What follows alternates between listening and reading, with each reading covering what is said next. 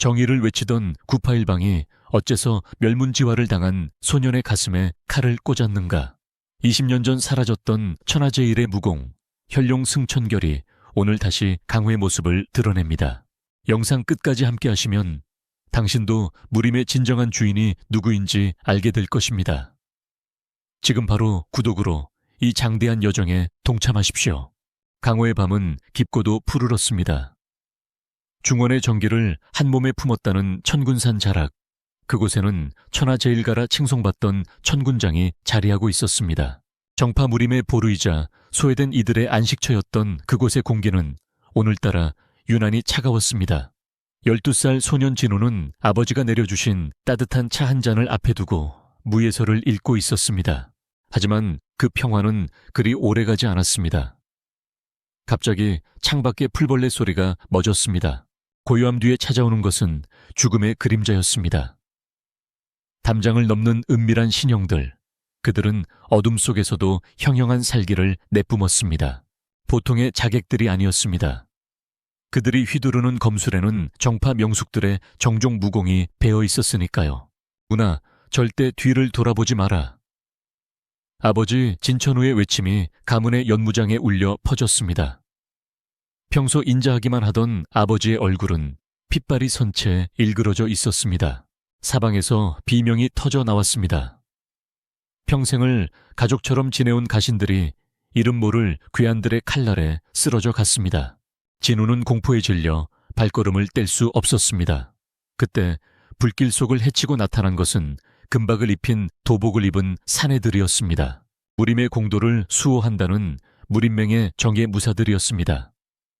진천후, 현룡주를 내놓는다면 내 아들의 목숨만은 살려주마. 그들의 입에서 나온 말은 정의가 아닌 탐욕이었습니다.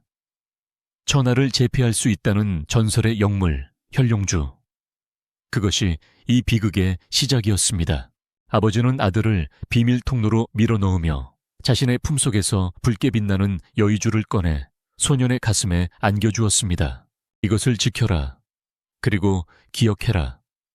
오늘 내 눈앞에 서 있는 자들의 얼굴을 단 하나도 잊지 마라.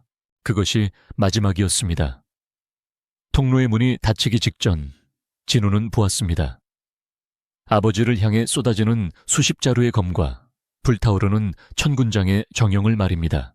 소녀는 어두운 지하 통로를 기어 도망치고 또 도망쳤습니다.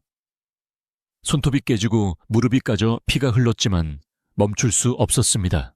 등 뒤에서는 여전히 추격자들의 서늘한 웃음소리가 들려오는 것만 같았습니다. 얼마나 달렸을까요? 소년이 도달한 곳은 단심곡이라 불리는 전설의 금지구역, 청일 낭떠러지 앞이었습니다. 앞에는 끝을 알 수 없는 짙은 안개와 어둠이 깔린 절벽이, 뒤에는 횃불을 든 추격자들이 다가오고 있었습니다. 그 꼬마야, 이제 포기해라. 그 물건은 네가 감당할 수 있는 것이 아니다. 추격자들의 우두머리가 비릿한 미소를 지으며 다가왔습니다. 진우는 가슴속의 현룡주를 꽉 쥐었습니다. 소년의 눈에는 눈물 대신 서슬퍼런 살기가 서렸습니다. 구걸하며 사느니 차라리 명부의 귀신이 되겠다는 결단이었습니다. 진우는 추격자들을 향해 침을 뱉고는 그대로 몸을 날렸습니다. 허공을 가르는 차가운 바람, 그리고 멀어지는 세상의 빛. 소년은 그렇게 강호의 역사에서 지워지는 듯 했습니다. 하지만 운명은 소년을 죽음으로 내버려 두지 않았습니다. 정신을 차렸을 때 코끝을 찌르는 것은 진한 약초 냄새와 썩은 시체의 악취가 뒤섞인 기묘한 향기였습니다. 눈을 뜨자 보인 것은 온몸이 시커먼 쇠사슬에 묶인 채 벽에 박혀있는 한 노인이었습니다. 머리카락은 산발이 되어 얼굴을 가렸고 드러난 눈동자는 핏빛으로 번뜩이고 있었습니다. 히히히히, 100년 만인가? 아니, 200년 만인가? 이 단심곡 지하 무덤에 산 놈이 들어온 것이. 노인의 목소리는 소에 긁는 소리처럼 기괴했습니다. 그는 과거 강호를 공포로 몰아넣었던 전설의 마두, 혈명마제였습니다. 진우는 두려움보다 먼저 복수심을 떠올렸습니다. 저를 강하게 만들어 주십시오. 제 가문을 멸문시킨 자들의 목을 딸 수만 있다면 악마에게 영혼이라도 팔겠습니다. 소년의 단호한 말에 노인은 광기 어린 웃음을 터뜨렸습니다. 좋다. 아주 좋아. 그 눈빛, 그 증오. 내 평생을 걸쳐 완성한 혈명신공을 전해주마. 하지만 기억해라. 이 무공을 익히는 순간 너는 더 이상 인간이 아니다. 피에 굶주린 수라가 되어 평생을 고독 속에서 살아야 할 것이다. 그래도 하겠느냐? 진우는 망설임 없이 노인의 발 앞에 머리를 조아렸습니다. 그날부터 지옥보다 더한 수련이 시작되었습니다.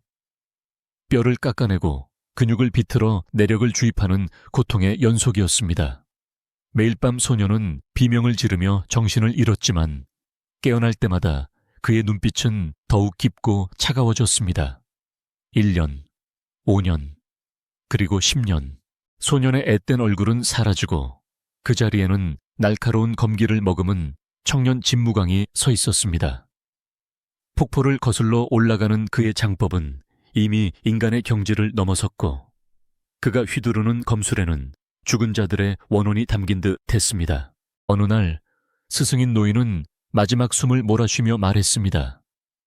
이제 내 모든 것을 가져갔구나. 나가거라. 그리고 세상을 피로 씻어내라. 네가 흘린 눈물만큼 그들의 피로 강을 만들어라. 노인의 몸이 가루가 되어 사라지는 순간 진무광은 단심곡을 가로막고 있던 거대한 암석을 단 한 번의 검격으로 갈라버렸습니다. 무너져 내리는 돌덩이 사이로 10년 만에 보는 태양빛이 쏟아졌습니다. 하지만 그의 눈에 비친 태양은 더 이상 따스하지 않았습니다. 그것은 피의 전조이자 복수의 시작을 알리는 신호탄이었습니다. 진무광은 스승의 유골함과 아버지가 남긴 혈룡주를 챙겨 세상 밖으로 발을 내디뎠습니다. 그의 첫 번째 행선지는 10년 전 천군장을 가장 먼저 습격했던 흑풍체의 본거지였습니다. 이제 강호의 질서는 다시 쓰일 것입니다. 정의의 탈을 쓴 악인들이 떨게 될 시간, 전설의 귀환이 시작된 것입니다. 과연 진무광은 첫 번째 복수의 대상을 어떻게 단죄할까요?